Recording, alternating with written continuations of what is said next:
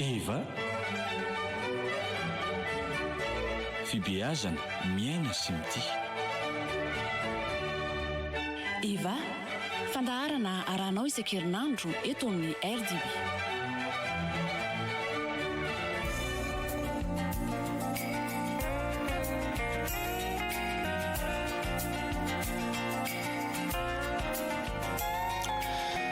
Ianary tompoko lasy tompoko vavy akafaliana indray no iarana amintsika amin'ny dia alakamisy fahafito ny volana Mea 2020 ity, araka izay fiokera izay atao anatin'ny fandarana Eva fibeazana miaina sy mity indray isika njara no manentana ny fandarana Bruno Rakotomalala no ambadiky ny trano fitaratra mapita ny onjam-peo atsika tsirairay avy any naiza naiza misy anareo amin'izao ora sy fotoana na raha anareo anay izao ny voalohanteninay dia andeha hotoloranay ny arahaba mba ampirarin-tsoa feno tanteraka arasainay ampitiavana be aza misaraka amin'ny onjam-peo ny radio Don Bosco ato anatin'ny fandarana Eva no misy atsika manana ora iray ifampizara ny lohahevitra izay no safidiana androany ifampizarana izay resaka fanabeazana izay dia manambahiny sika mpiara-manolotra ny fandarana ampiverina matetika eto amin'ny fandarana ihany koa natsika sy Erika tompona andraikitry ny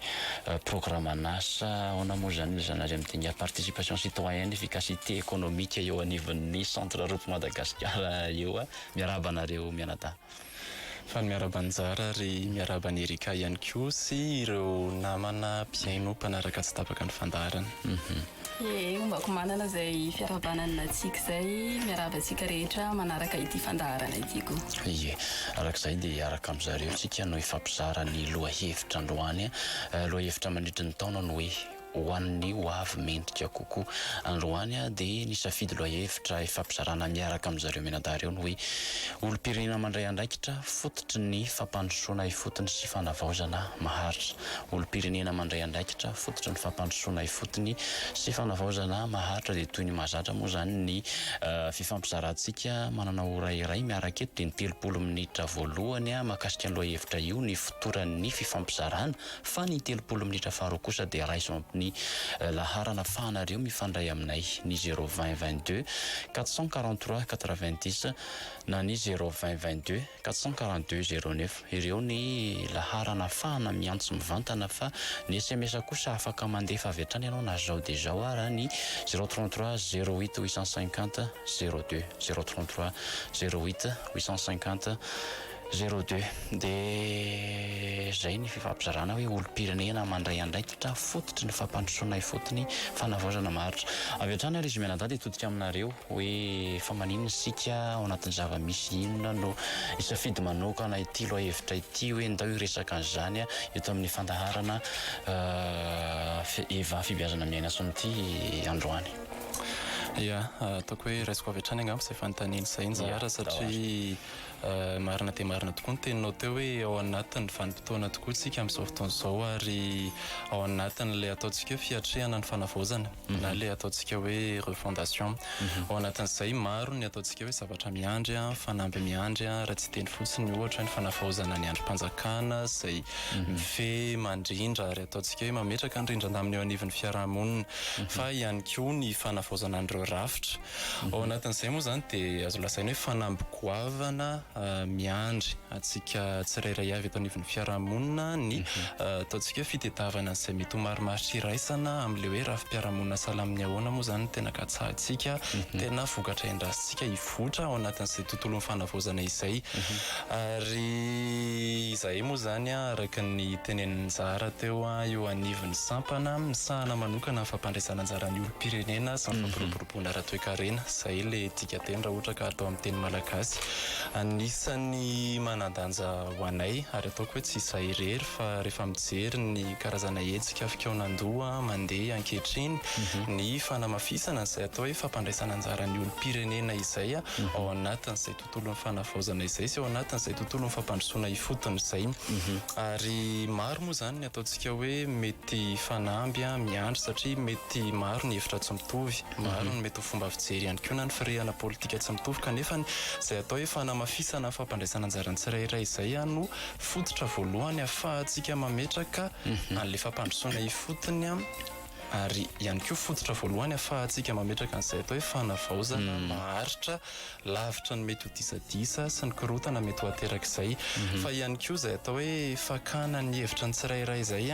no ataontsika hoe lalana voalohany ahafahana mametraka an'izay ataontsika hoe fiarahamonina mirindra ary miaina ao anatina tontolo mendrika izay zay moa zany safidianana ny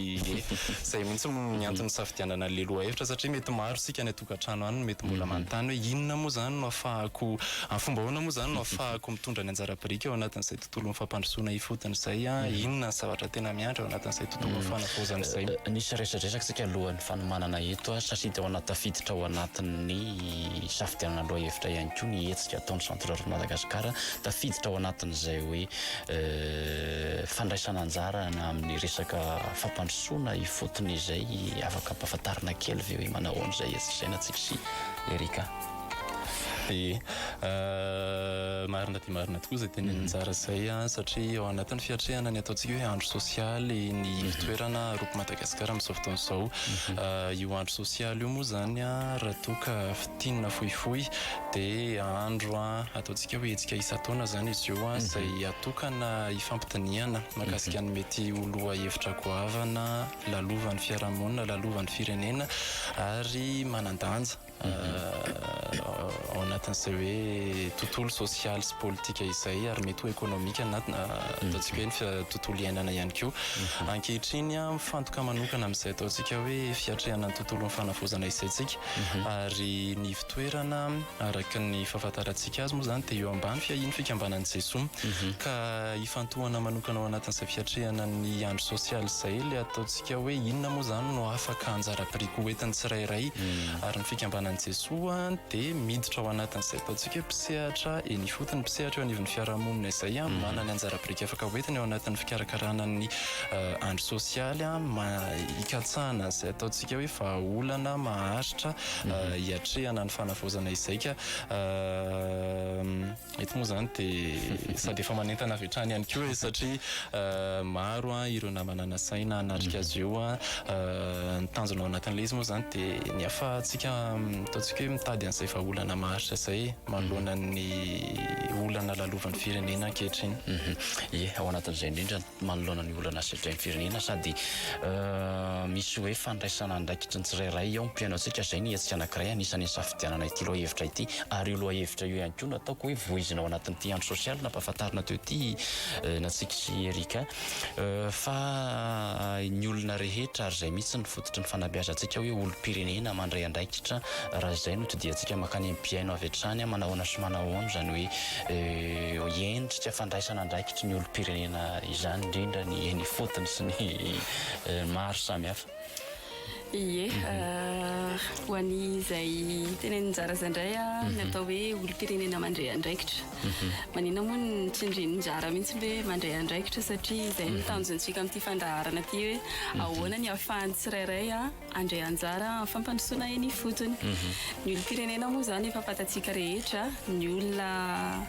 mahatsapa aloha izy hoe mipetraka amin'ny firenena anankiray dia mahatsapa fa tena hoe tompony izy amin'ilay firenena ary saro-piaro izy. Raha ny lalàna moa zany hoe famaritana olom-pirenena somary hoe voafetra kely satria ny olona mizaka ny zo-pirenena sy mitondra ny karapanondro-pirenena fa raha hoe any amin'ny fiarahamonina ny jerentsika mitaky toetra zay mitaky adidy mitaky andraikitra fa indrindrandrindra ny famantarany zo inona ny zo afaka sitrahany ohatra ny fahazahoan'ny vaovao tsika zao miresaka hoe fanavaoza sy zany atraiza ny fahazahoan'ny olona ny fotony ny vaovao marina sy hoe tena hoe afahany miditra ny tsehatra bebe kokoa mitondra zay anjara-birikiny zay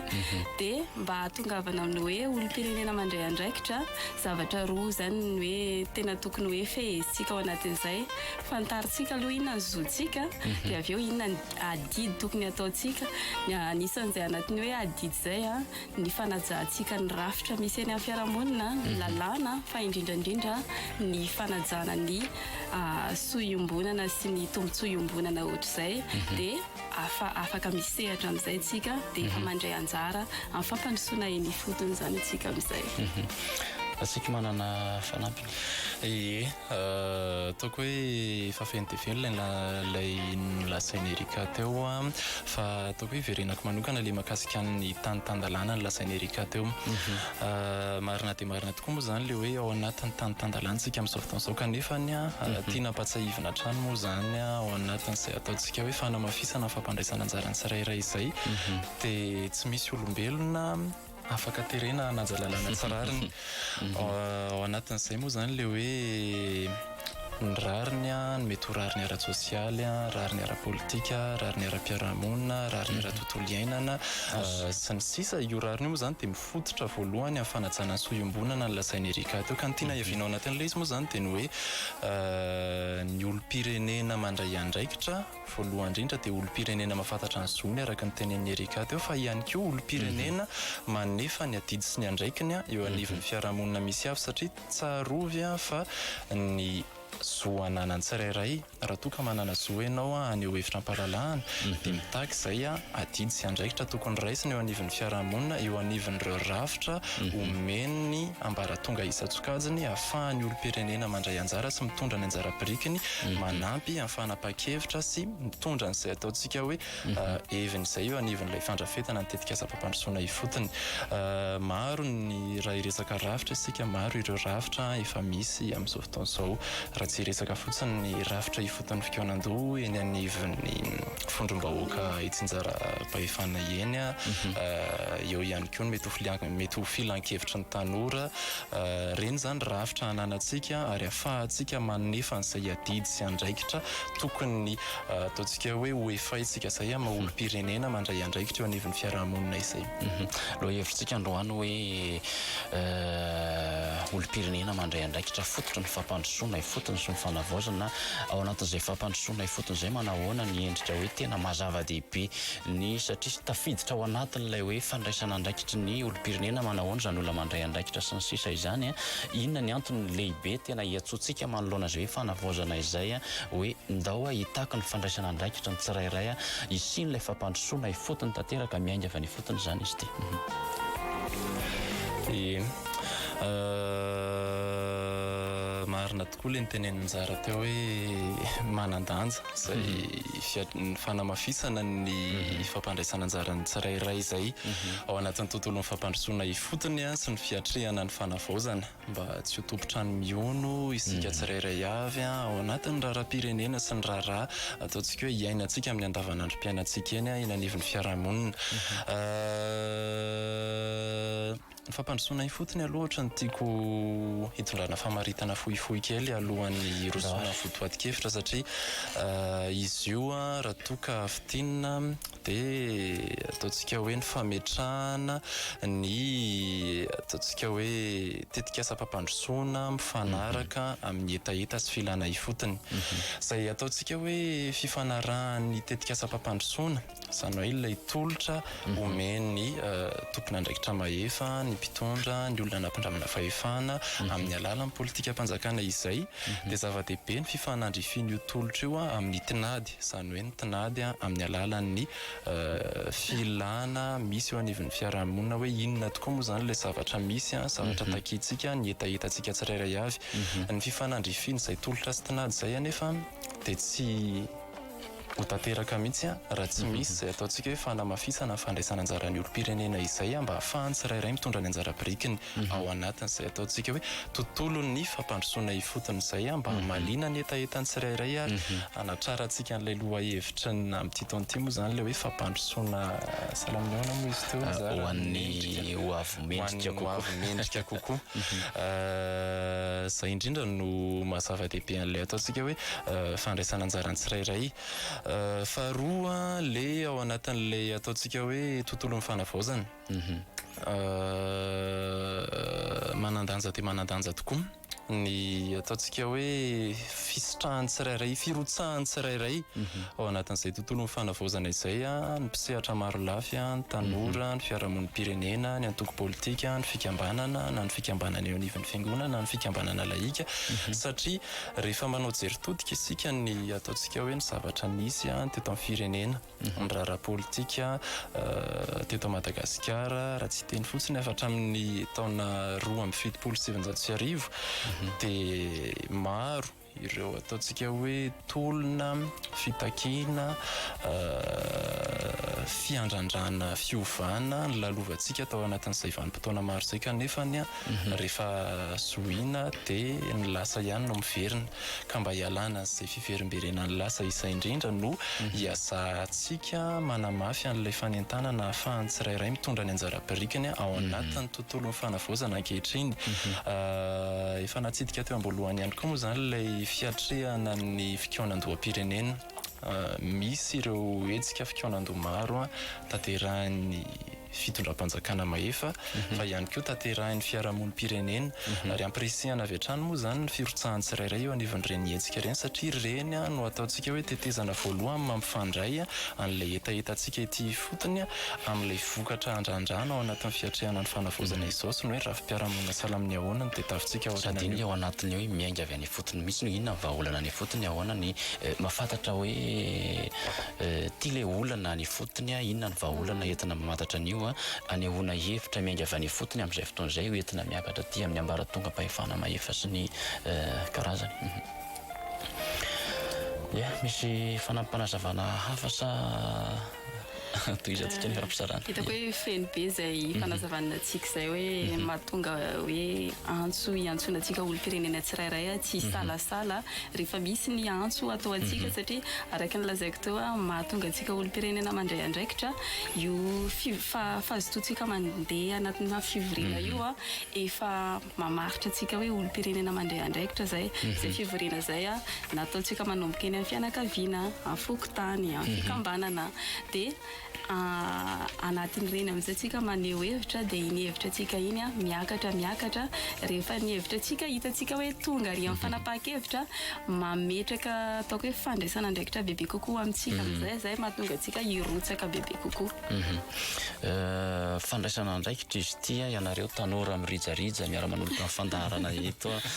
ny mponina malagasy ihany koa ny akamaroany dia tanora tsy manilika ny sasany akory zany fa tiako hoe manahoana sy manahoana ny ao anatin'izay fandraisana andraikitra miresaka fampandrosoana ifotony fandraisana andraikitra zay manahoana ny anjara andraikitra tokony hoe sahan'ny tanora manoloana an'izay raha araky ny andram-piainana iainanareo mpisehatra ao anatin'izay fampandraisana andraikitra ny olo-pirenena izay ihany koa ho an'ny centre arape manokana moa zany efa indrindra hoe atao amin'ny programme misy anay miara-miasa amina fikambanan'ny tanora maromaro zay maneran'ny diocèse izay searana any anatin'ireny zao tena misy ataoko hoe andram-piainana tsara efa hita ary zay nentanako atsika zay tanora maheno an'ity fandaharana ity mazotolo misehatra anatin'ireny fikambanana reny satria any anatin'ireny ahafahantsika misitraka ilay opportunité ina moa izay amin'ny teny gasy tsara fanararotrana reny dia any antsika misitraka an'izay dia zava-dehibe tokoa ny fandraisana anjaran'ny tanora indrindra amin'izao vanim-potoana lalovan'ny firenena tsika izao satria voalohany ny tanora raha ohatra tsika mivondrona tsika manana izay ataontsika hoe toetra hoe kinga mavitrika dia matanjaka koa ary tena hoe afaka manome ny tsara indrindra dia izay afaka hitondra fampandrosoana eny amin'ny fiarahamonina misy atsika any ka apresiako foana zany hoe ny tanora ny akasitrahana moa zany ny fitondram-panjakana indrindra ministera misahana ny tanora sy ny fanatanjahantena mametraka koa izay sehatra zay raha entsika any efa mandeha any ho any zao ny fikaonan-dohan'ny tanora maneran'ny Madagasikara zay zavatra zay reny zao efa sehatra ray dia rehefa maheno fotsiny atsika tanora sahi manantona sahi maka vaovao fa zotsika ho any ahazo vaovao marina dia rehefa azotsika le vaovao mora amintsika miditra ny sehatra mandray andraikitra sy mamita ny adiditsika maha olo-pirenena vanina atsika zay Patsika ataoko hoe efa feno dia feno izay fanambarany erika zay ary marina tokoa hoe ny tanora no ataontsika hoe manana herintsika goavana ao anatin'ny fiatrehana ny vanim-potoana ankehitriny satria averimberina foana moa zany hoe ny tanora no avy ny firenena kanefa ny tanora amin'izao fotoana izao no tena hoe ankehitriny ny firenena satria mpisehatra mivantana eo anivon'izay tontolo ny fanavaozana izay ary marina le nytenen'ny erika teo hoe ny fikambanana no tetezana voalohany mampifandray aloha ny olombelona fa ihany koa ny fikambanana ho an'ireo izay mpisehatra mivantana eo anivon'ny tontolon'ny fikambanana moa zany dia mahalala nyzany tsara satria manabe mampitombo ary mamolavola ihany koa an'ilay ataontsika hoe mety ho fomba fijery mety ataontsika hoe vina izay hoentintsika hiatrehana zao ataontsika hoe tontolon'ny fanavaozana zao satria ny vanim-potoana iainantsika ankehitriny dia mitaky aloha famaritana mazava ny hoe inona moa zany ny fiovana tetavintsika ary ny zavatra iandrandratsika ka izay dia miainga fany amin'ny hevitra tsika tsirairay avy aloha ka eny anivon'ny tontolon'ny fikambanana no mamolavola an'izay zavatra izay ary ampirisiana ny firotsahan'ny tsirairay avy eo anivon'izay tontolon'ny fikambanana izay mety ho fikambanana sindikaly mety ho fikambanana politika mety ho fikambanana sivily amin'ny alalan'ny fiarahamonim-pirenena dia manampy foana izy ireny amin'izay ataontsika hoe famolavolana ny vina sy ny mety ho fijery hoentintsika manoloana ny fiarahamonina sy manoloana ny soatoavina hijoroantsika eo anivon'ny fiarahamonina izay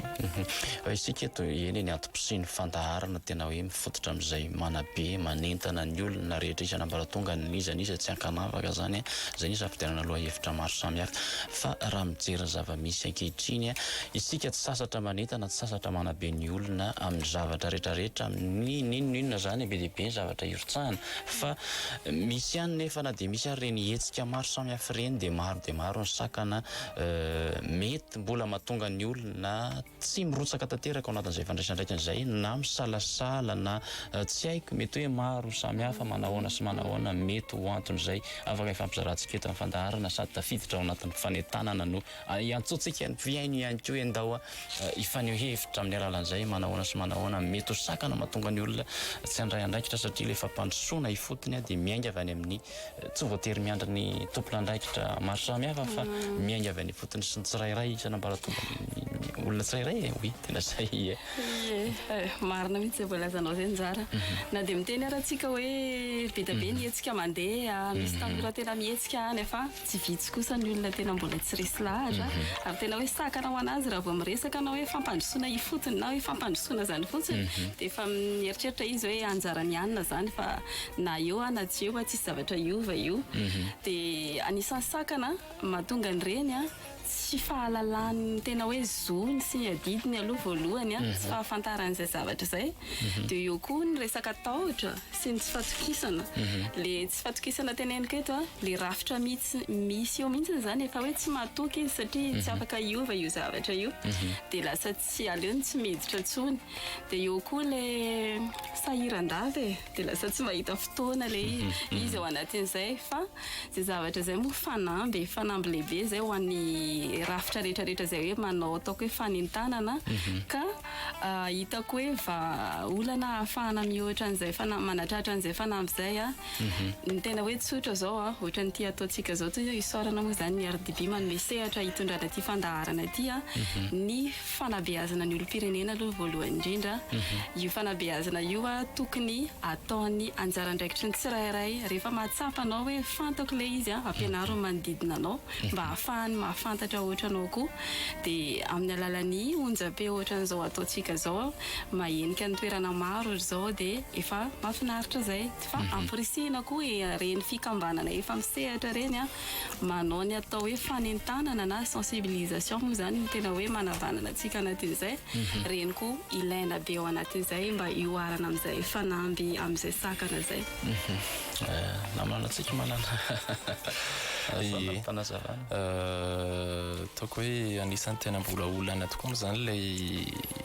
tsy fahafantarany tsirairay satria rehefa tena mandinika ny tontolon'ny fanavaozana ankehitriny a maro ireo mety hoe olana politika mety hoe olana eo anivon'ny rafitra mety hoe tsy fampahafantarana ihany koa an'ilay dingana ao anatin'ny dingana tokony lalovana ao anatin'ny tontolon'ny fanavaozana salamizao satria araka ny nambara teo a ny fiatrehana n'izany fanavaozana izany a sy ny fanatrarana n'ilay tontolon'ny fampandrosoana ifotony a dia mitaky fisokafana aloha voalohany indrindra an'ireo tompon'andraikitra mahefa amin'ny fiara-miasa amin'ny alalan'ireo ataontsika hoe rafitra ahafahan'ny tsirairay a mitondra ny anjara-birikiny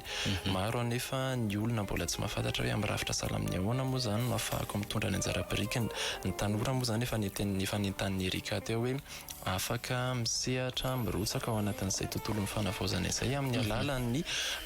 etsika fikaonan-dohan'ny tanora izay karakarany ministeran'ny tanora sy ny fanatanjahantena ary ihany koa afaka manantona mivantana amin'ireny ataontsika hoe filan-kevitry ny tanora izay misy any anivon'ny fondrom-bahoaka misy antsika tsirairay avy eny fa ihany koa ny ataontsika hoe mety sakana ankoatran'izay angambany dia tsy fatokisan'ny olom-pirenena tsy fatokisan'ny olom-pirenena noho ny tsy fisian'ilay ataontsika hoe mangararara noho ny ataontsika hoe mety ho kolokolo sy ny sisa ka izay no anisan'ny ilana ataontsika hoe anamafisana ihany koa izay fandraisana anjarany tsirairay izay ao anatin'ilay fanaraha-maso ao anatin'ilay fitakinan'ny tamberina andraikitra sy ny mangarahara satria io no ataontsika hoe mety ho fototra voalohany aloha ahafahana mametraka fanavaozana maharitra ary tsara fototra lavitra ny mety korotana sy disadisa ateraka io ataontsika hoe dingana politika manandanja lalovan'ny firenena amin'izao fotoan'izao anjara moa zany teo ny teny hoe inona ny mety atao hoe mety mahazava-dehibe mety hoe zavatra azo ataontsika hoe alaina mivangana ao anatin'izay atao hoe tontolon'ny fampandraisana anjara izay ny olom-pirenena eo anivon'ny fampandrosoana ifotony sy ao anatin'ny fiatrehana ny fanavaozana maro ireo ataontsika hoe mety efa karazana ohatra tsara misy maneran-tany fa eto Madagasikara ihany koa moa zany amin'izay ataontsika hoe fanamafisana firotsahan'ny olom-pirenena tsirairay avy izay ohatra anankiray ao anatin'io ny resaka teti-bola mampiaty teti-bola mampiaty na le ataontsika budget participatif moa zany izay anisan'ny ataontsika hoe fomba anankiray ahafahana mandray ny etaetan'ny olom-pirenena tsirairay avy ao anatin'ilay famolavolana ny teti-bola eny anivon'ny fondrom-bahoaka isan-tsokajiny eny mba ahafahana mampifanaraka n'ilay ataontsika hoe vinam-pandaniana sy ny filana misy eny fotony ary ahafahana manamafy ny firotsahan'ny tsirairay eo anivon'ny fondrom-bahoaka misy azy mba hanamafy an'izay ataontsika hoe anjara-biriko entiny mety amin'ny alalan'ny hetra mety amin'ny alalan'ny fomba hafa satria izay zavatra izay dia mitera-pokatso ao anatin'izay ataontsika hoe tontolon'ny fampandrosoana izay raha azavaina fohifohy ie amaraparana tapany voalohany fandaharana sika ingamba tsy haiko hoe tia ame ohatra kely mivagna satria tsika manentana olona zany dia misy an'izay ve sady amarana antsika ty tapany voalohany ty hoe manentana ny olona matytsika ao anatin'ilay izy hoe andray andraikitra amin'ny fanavaozana sy ny fampandrosoana ifotony raha mandray andraikitra ve ny olona tena hoe zao mandray andraikitra ty le zavatra ataoko dia ity ilay fiovana hita mivangana niva fiarahamonina misy ohatra azotsika raisina avy ao anatin'izay samana hoana alohan'ny diratsika any amin'ny tapany faro ie angamba ny taoko hoe ohatra tranga hita amin'ireny le tanora miara-miasa amin'ny centre route le lazaiko anjara teo anisany fanamafisana fahaiza-manao menana azy ireo ny seran'izy ireo bebe kokoa any anatin'ny rafitra ifotony fikaonan-doha rafitra anankiray misy eo anivon'ny commune izy io mba ahafahan'izy ireo mitondra etaeta satria any amin'ny commune tena afaka lazaintsika hoe efa ifotony zay eo akaiky eo afaka manara-maso tsara zany ianao anatin'izay dia ny fampidirana an'izay dia lasa mifanakaiky aloha voalohany ny fifandraisan'ny tanora sy le mpitondra eo atoerana rehefa mifanakaiky izay a moramora kokoa amin'ny tanora zany mitondra ny etaetany dia moramora kokoa aminazy koa manaja ny soiombonana iny manko ny tena zava-dehibe satria rehefa mahatsapa izy hoe le hevitra nataony taoko hoe ohatra zao hoe nangataka kianja filalaovam-baolina ohatra dia na tsy asiana mpiambina tsony iny a satria fantany hoe ireto ny zavatra nangatahany dia le anaty fikambanana mihitsy mitsangana ho tompona andraikitra mandray anjara mikolokolo sy mikarakara an'izay a sy mampirindra an'izay a dia efa fandraisana anjara mavitrika zay any fotony a dia mampirisika koa ny mpitondra amin'izay a mety hoe anampy ny fotodrafitrasa sy ohatran'izay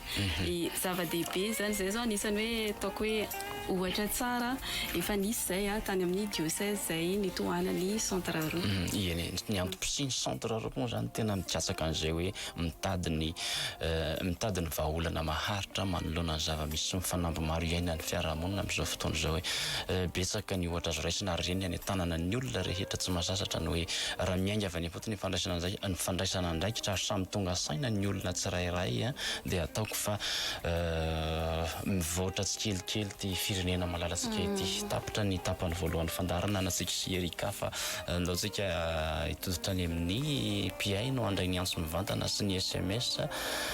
namana Bruno asitsika fiokirakely aloha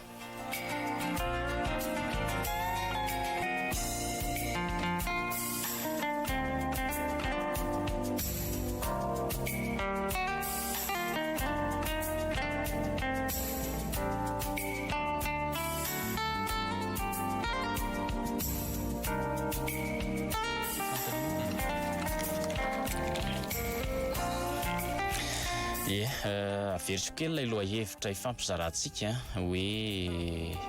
olo-pirenena mandray andraikitra fototra ny fampandrosoana ifotony sy fanavaozana maharitra tonga dia raisina avy hatrany aloha namantsika miantso miarahaba tompoko tafiditra ianao afaka maneho hevitra avy hatrany ndahoary miananao izahay tsara be re fandarana tsara be ihany koa le loha hevitra ndahoary miananao afaka maneho hevitra avy hatrany ianao alavirina kely ny ambany radio dia mazava tsara ny fanehoan-kevitra ao zavatra hita aloha zany eo amin'ilay resaka hoe fanavaozana lasa zary fomba fiteny io ankehitriny fa raha ny amiko manokana eo amin'ilay hoe fampandrosoana fandraisana andraikitra eny fotony dia para angamba no hoe eny anivon'ny commune misy no atao hoe ohatrany hoe atao autonome zany ohatra ny tiako teneny ny commune manana ny fidiram-bolany dia amin'ny alalan'ny aba io aba-tsena na reny resaka fitaterana sy ny sisa regny zany dia izay zavatra izay tokony tiana fangaraharaano ohatra mety tsy azo atao reny mampifanindran-dalana amin'izay amin'ny resaka biometrika amin'ny fahisiana amin'ny fotoana zao amin'ny resaka fidiram-bolany eny amin'ny commune satria hitako zany fa lasa marisarisa lay olona eo ihany hoe le tahotra fa le mpamberina andraikitra mihitsiny no tsy hita soritra eny anivon'ny commune dia lasa kamo zany olo ao anatin'izay any ka ohatra tiano an'ny namana percepteur fa ohatra ohatra hoe mivotany amin'ny trésor ny quittance ny hoan'ny abatrena ohatra zany karaha tokony telonjato ariary ohatra tsy mandeha telonjato olona dia tsy mahazo hoe le varotra lay tatitra eo moto sy taxitile sy dia reny zavatra madinidinika ohatra zany ataoko hoe lasa mamotika an'ilay fidiram-bola any lasa zavatra zao anisa zany sokevitra ihany sao dia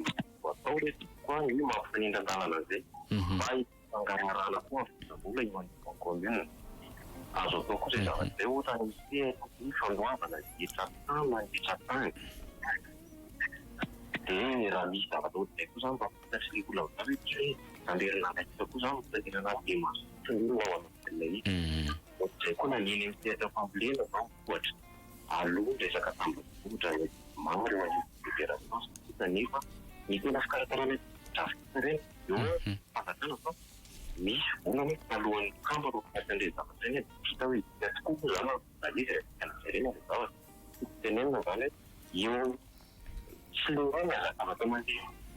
mandokoa zany fa hitako hoe amina sehatra na le fandavatena manao le fahidina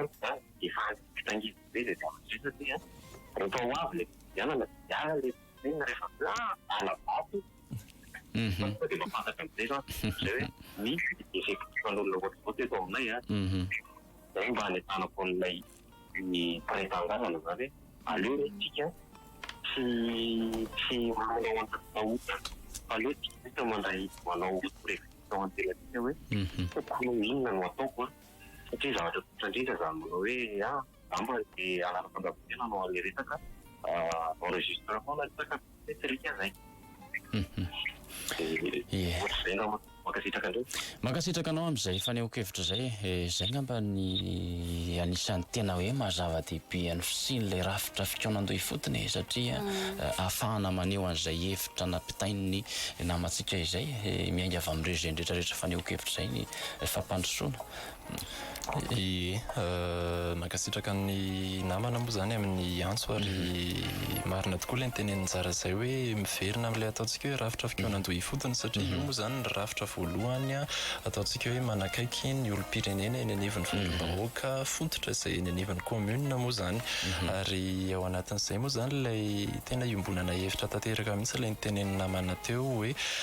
rehefa mitombo ny fanaraha-maso rehefa mitombo ny firotsahantsika tsirairay avy dia mipetraka ho azy ny mangarahara ary izay ataontsika fipetrahany mangarahara zay dia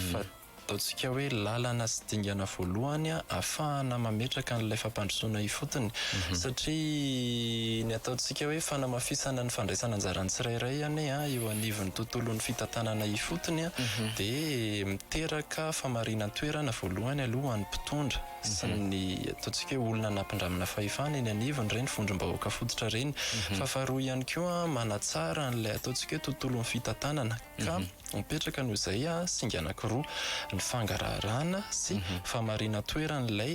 fitondrana eny ifotony na ny fitondrana tsy voatery eny ifotony araka izay zavatra izay zany ny ataontsika hoe manintona n'ilay mety famatsim-bola manampy amin'ny famolavolana ny tetikasa izay mifanaraka bebe kokoa amin'ilay filana eny ifotony ary mitondra makany amin'ilay ataontsika hoe ho avy mendrika kokoa sy famaliana ny etaetany tsirairay misy ohatra anankiray ny raha ohatra ka hifampizara momba an'izay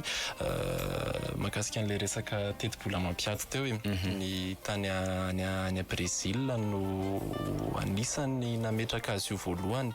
ary anisany nazahoana vokatra satria tao anatin'ny fotoana vitsy nametrahana an'izay ataontsika hoe fomba mampiaty ao anatin'ny famolavolana ny teti-bola zay dia ny tombo 100 isan-jato ny olona ny sitraka raha ny fisotro madio teo anivon'ilay tanàna anankiray ka ataontsika hoe ohatra tsara alaina ihany zay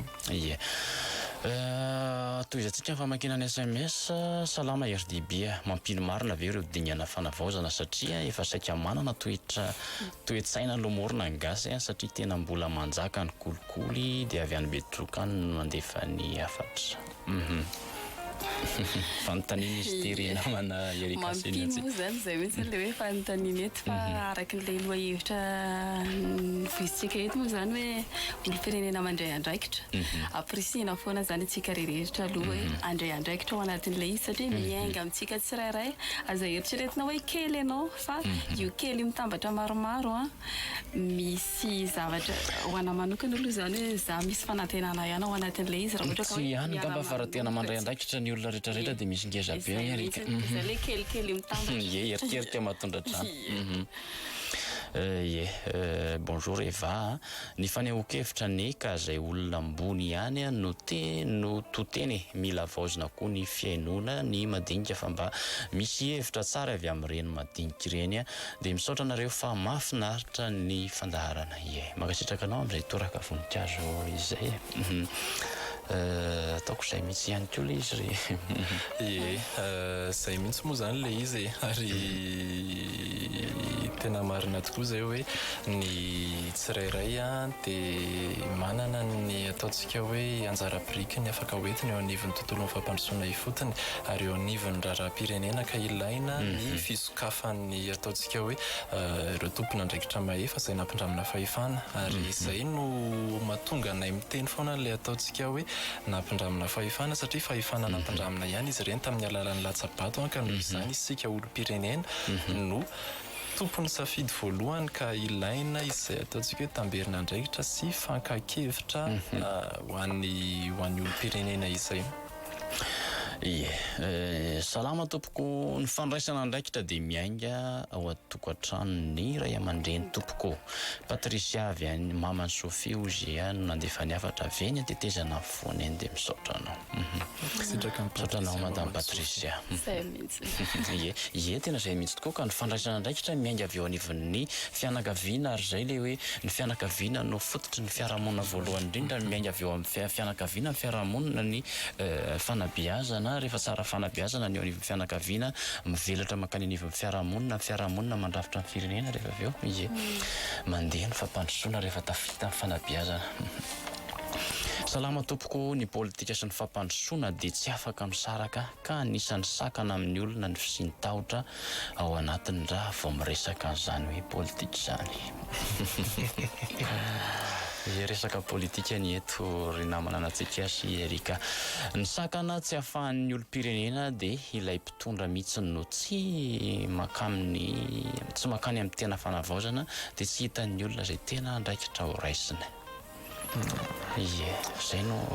toko mifandray amin'ilay fanehoan-kevitra voalohany teo ihany io ilay mahakasika an'ilay tontolo politika satria ilay tontolo politika izany ataoko hoe tsy tokony zavatra ampitahotra satria isika tsirairay avy araka ny tenenina teo manana ny hevitra sy ny anjara-birika ary ny soatoavina hijoroana amin'ny maha isika atsika aloha ka izay ataontsika hoe fitadiavana an'ilay marimaritra iraisana izay ao anatin'ilay tsy fitovian-kevitra sy fikatsahana ny sohiombonana no hitako hoe fomba anankiray ahafahantsika entina mamaritra an'ilay politika fa tsy voatery hoe politikan'ny seza sy ny fitadiavan-tseza ihany izy io ka ao anatin'izay ilay ilaina ary iverenana amin'ilay fanehoan-kevitra Erika teo moa izany ilay hoe misy ara eny anivon'ny tontolon'ny fikambanana tsy voatery hoe antoko politika raha toka tsy misy maresy lahatra anao ireny fa mety eny anivon'ny fikambanana sivily ny fiarahamonim-pirenena ny hetsika sindikaly sy ny sisa izay mamolavola n'ilay fomba fijery ka rehefa mipetraka izay fomba fijery izay dia mazava ilay ataontsika hoe viana sy endrika fiarahamonina tedavina eto anivon'ny firenena izay ka izay aloha izany no ataontsika hoe fomba voalohany ahafahana mametraka an'izay ataontsika hoe fanatsarana n'ilay tontolo politika izay kanefany ilaina ihany koa ny fisokafan'ireo tompony andraikitra mahefa amin'ny alalan'ny fanomezana sehatra ny tsirairay. Ny sakana ho an'ny olom-pirenena dia ilay mpitondra efa teo izy ity. Rehefa miasa manaraka somary lavalava izy ity namana Bruno ozy izy namantsika hoe salama tompoko izay aty ambanivolo izy dia efa misy ihany ny ezaka mba mandray andraikitra eto anivon'ny firenena nefa dia tsy misy tombony eto amin'ny fiainanay ilay izy fa ny any ambanivolo ny any ambony vohitra ihany no mahazo fankasitrahana sy tohana avy amin'ny fanjakana fa ny anay aty dia lasa ezaka verimaina izay atao dia ohatry ny mandihy eo ambony fasika araka ny fomba fiteny ozy ny namantsika ka lasa ezaka verimaina dia miteraka fakovinana dia ifidy ny inona hono izany efa somary mazava moa izany le hoe miteraka fakoviana ho an'ny zareo ny fandraisany andraikitra ny ihany fa tsy dia mahazo tombony hono izy manahoana sy manahoana izay hoe zava-misy iainantsika tokoa hoe izany hoe tsy dia raisina ny fanehoan-kevitra ny any ambanivohitra sy ny sisa. Ity moa izany izao afaka sokajitsika hoe tena hoe ny olona tena hoe any fotony any ambany ravin-kazo ny tena lavitra tampirisika aloha izao hoe aza mbola kivy aloha fa izay ezaka efa natao satria ozy ny namantsika ozy izy mihitsy ny hoe kitady ho kivy ka mila fanazavana fa ny antony hoe vaholana azo aloha zany izay nilazaiko teo miezaka foana miezaka liana aloha tsika amin'ny vaovao inona ny vaovao mandalo mila liana aloha tsika amin'izay dia miezaka koa tsika mifandray amin'ny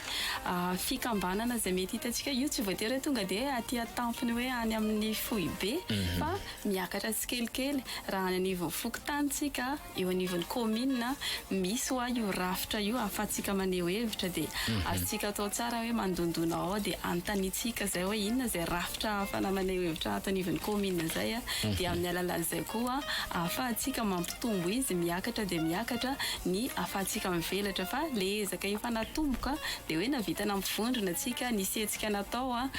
tohizana foana ireny fa le zavatra anankiroa nolazaiko tamin'ny voalohany ry zavatra hoe mety kely fa manandanja be fantaro foana ny zontsika inona ny zavatra tokony hoe isitrahantsika dia amin'ny alalan'inona fantarantsika zay fanarahana ny vaovao firesahana amin'ny olona mety le olona mpitondra na sy ny olona manodidina antsika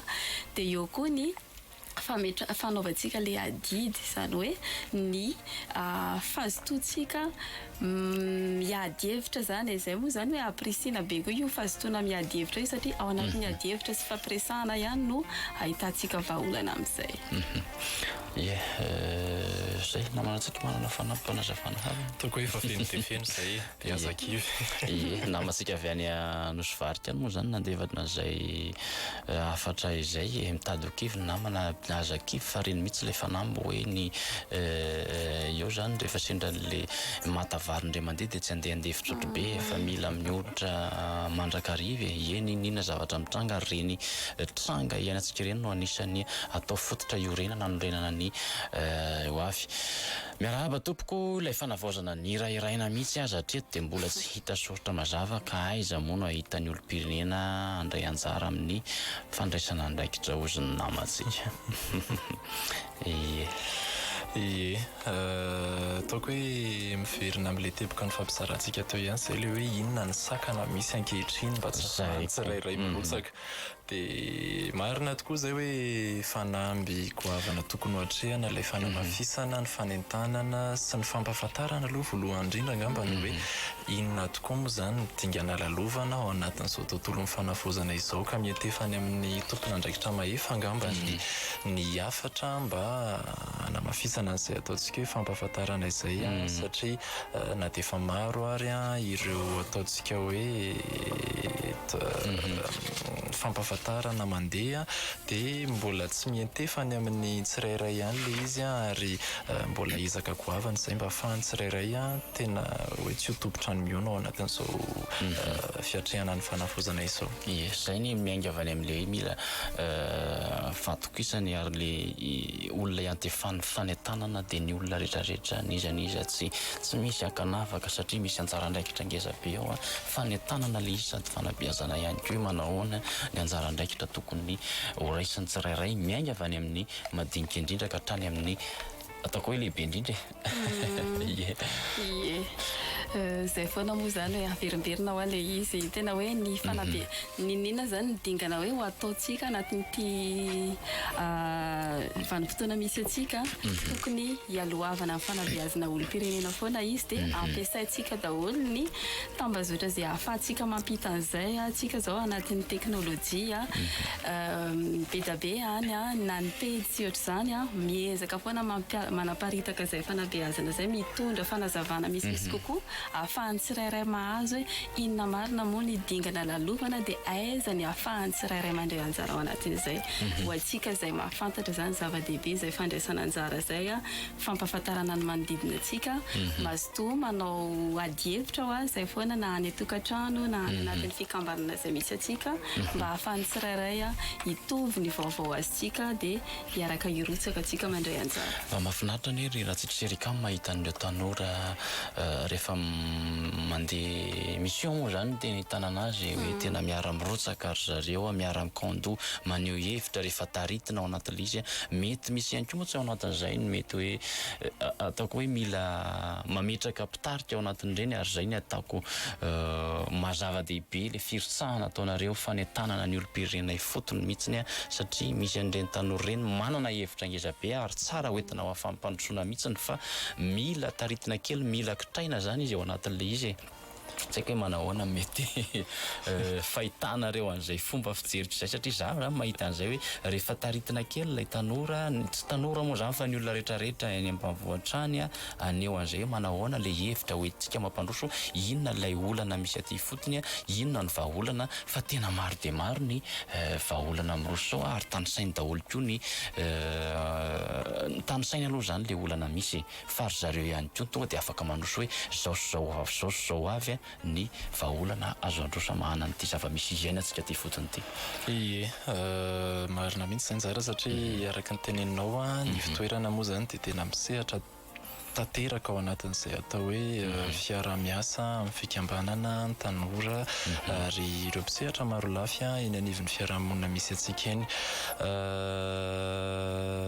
Anisan'ny ataontsika hoe zavatra sika kely aloha ny namantsika miarahaba tompoko tafiditsinao afaka maneho hevitra da ho ary raisinay.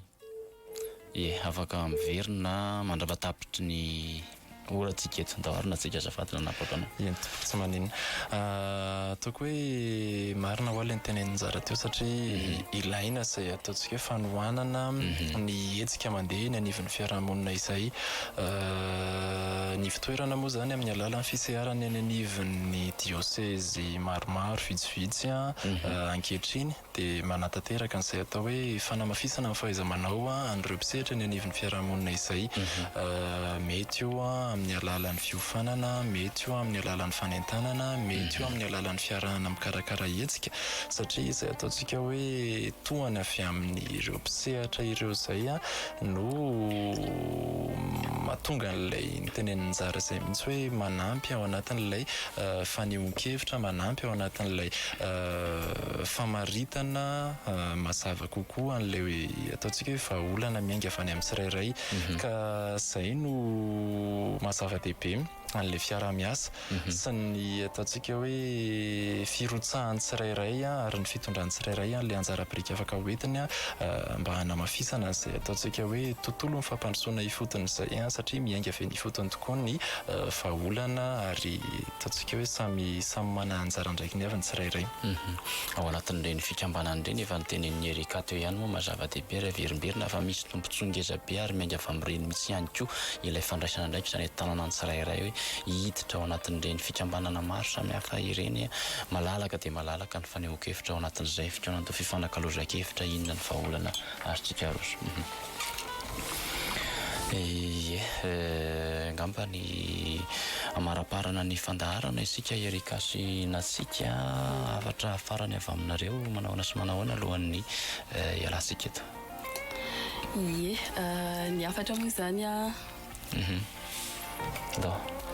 Ie, ny afatra moa zany ho antsika izay manaraka an'ity fandaharana ity indrindra antsika na eno raha nisy hoe zavatra hoe nahasoanao aloha ny raisinao teto mampirisika foana za hoe ampitao amin'izay manodidina anao ilay izy satria izay zao ny fahafantaranao ny zavatra teto sy fizaranao izay vaovao izay efa fandraisana anjara lehibe izay amin'ny fiarahamonina satria matetika koa ny olona mitovy anazy mitantarana iny maharesy lahatra anazy kokoa noho n'ilay fandaharana na efa manentana foana isan'andro ao anatin'ny radio fa izy mila mahita olona anankiray resy lahatra eo akaikiny iny moramora anazy mampirotsaka dia izay aza miandry ny avy aty ambony zany fa enao io mihitsiny manana anjara ndraikitra lehibe na kely ara ny avy any aminao fa tena zava-dehibe izay. Ie, ovakitsika aloha ty ny SMS ty hoe salama tompoko natao an'ilay natao aniza le fanavaozana ary iza no avaozana dia aiza izy amin'izao ary efa mandeha ve sa tsy ozy ny namantsika. Ie. Ie. Sady misy valiny eo misy fanontaniana fa valiny moa zany ao anaty tena hoe natao an'ny olona rehetra eo izy amin'izao ary tsika rehetrarehetra mihitsy no io zany tsy miandro hoe le olona lehibe ao anatin'ny ambaratongam-pahefana afaka manapa-kevitra sy ny sisa no afaka mandray andrehitra ary izay mihitsy ny antom-pisin'ilay fandaharana raha amin'ny radio satria ny radio dia tafiditra ny anatin'ny ny olona rehetrarehetra ny any ambanivohitra na dia tsy manana fahefana afaka manaraka ny onjam-peo reny ny tanana hoe araka andray andraiky tsika ao anatin'ireny satria ilay fampandrosoana dia miainga avy any fotony ary fandraisana andraikitra ny tsirairay na kely aza dia efa anisany mandray anjara amin'ilay fampandrosoana dia ilay fampandrosoana amin'izay fotoana izay ho antsika ihany satria tsika ny mandrafitra n'ilay fireneny. Zay mihitsiny. Ie. Manana fanampy. Toko hoe efa feno dia feno izay niteneniny zara izay ary manamafy an'ilay fanehoan-kevitra teo hoe firotsahan'ny tsirairay no mamaritra an'ilay hoe ho aniza tokoa moa zany ty fanavaozany ity satria raha tsy mitondra ny anjara-birikinao ianao ao anatin'izao dingana lalovany firenena izao dia mety ho taraiky eo tavelo eo ny hevitrao dia zay no anamafisana n'izay atao hoe mazava-dehibe firotsahan'ny tsirairay izay amin'ny alalan'ireo rafitra efa misy ary manamafy an'ilay nytenen'ny Erika hoe mety ho ataontsika hoe zavatra tsotra le izy, mety ho ataontsika hoe zavatra kely le izy, fa ny dingana voalohany tokony atao aloha dia ny fanantonana an'ireo ambaratonga-panjakana na an'ireo tompon'andraikitra mahefy eny anivon'ny fiarahamonina misy atsika eny na io anivon'ny vokotany na io anivon'ny commune na io anivon'ny faritany mba ahafahantsika mahafantatra aloha amin'ny alalan'ny fomba ohatrany ahoana no ahafahako mitondra ny anjara piriko ao anatin'izao tontolo mifanavaozana lalovantsika ankehitriny izao ka zay no ahafahantsika mametraka an'izay ataontsika tontolo mifampandrosoana ifotony maharitra mirindra ary mametraka an'izay fanavaozana tsara fototra izay. Ao anatin'ilay hetsika andro sosialy ny karakarain'ny fitoerana ropo Madagasikara moa zany dia sady ampidirina ao anatin'ny fanentanana ny tsirairay izay nahazo an'ireny fanasana ireny satria anisany anasanantsika hoe andray anjara ao anatin'izay fampandrosoana ifotony izay tsika hiaraka hitady vahaolana maharitra manoloanareo olana maro izay drain'ny fiarahamonina misy atsika amin'izao fotoana izao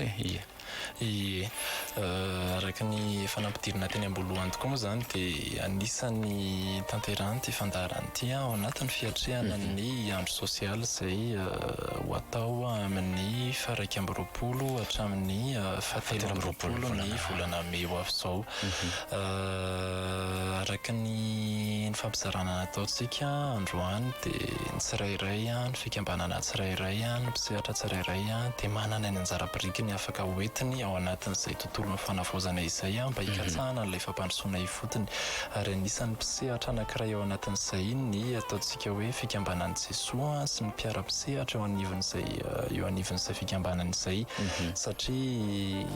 na io fikambanana ataontsika hoe fikambanana eo anivon'ny fiahian'ny fiangonana na io mety hoe anivon'ny tontolo laika dia manana anjara birika afaka hoentiny ihany koa ao anatin'izay mba ahafahana mamaritra an'ilay hoe rafitra salamin'ny ahoana moa zany no irintsika andrindra sy andamina n'ity fiarahamonina misy atsika ity ary ataontsika hoe endrika politika salamin'ny ahoana no hitatsika hoe mifanaraka kokoa amin'ilay zava-misy hiainantsika eny anivon'ny fiarahamonina mba ahafahana mametraka sy manatratra an'ilay tontolon'ny fampandrosoana ifotony mba hisitrahan'ny tsirairay ho avy mendrika hiaina ao anatin'izay atao hoe rary ny ara-tsosialy izay amin'ny alalan'ny fisitrahan'ny tsirairay an'ilay zoa hiaina ao anaty tontolo mendrika izay. Ngamba izay no andeha hamaranantsika ny fandaharana androany ankasitrahana feno isika nanjoy ny fandaharana Eva fibeazana miaina somity makasitraka anareo Erika sy natsika nanolotra izay fandaharana loha hevitra ny fampizarantsika androany izay makasika ny hoe olom-pirenena mandray andraikitra fototry ny fampandrosoana ifotony sy fanavaozana maharitra maro ny fanambiana atsika iainy anivon'ny fiarahamonina eny amin'izao fotoana izao ary izay no anentanana ny olona tsirairay andray andraikitra manoloana ny izay zava-misy izay ninona misy ninona anjara tokony raikitra anjara briky hoentintsika dia anisany mandray anjara amin'ny fampandrosoana isika ao anatin'izay dia izay no ametrahana ny veloma mandrapitafa ary amezanay ny fotoana manaraka indray raha riva amin'ny valora sasany alina ny fiverenan'ny fandaharana eny ary veloma tompoko makasitraka velomatsika rehetra.